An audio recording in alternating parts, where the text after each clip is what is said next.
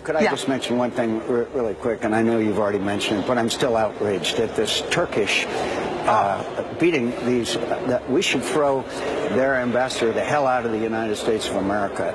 This is the United States of America. This isn't Turkey. This isn't a third world country. And this kind of thing cannot go unresponded to diplomatically and maybe in other ways. Maybe bring lawsuits against. We can identify these people. Now that I've got that off my chest. Well, no, Senator, I wanted to ask you, though, why, I mean, you're looking at, and these are thugs linked directly to Erdogan, and tell me, what should the White House do at this point in condemning it, and what can you all do in the Senate?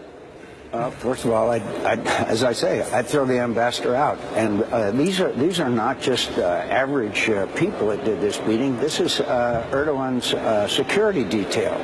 Somebody told them to go out there and beat up on these peaceful demonstrators.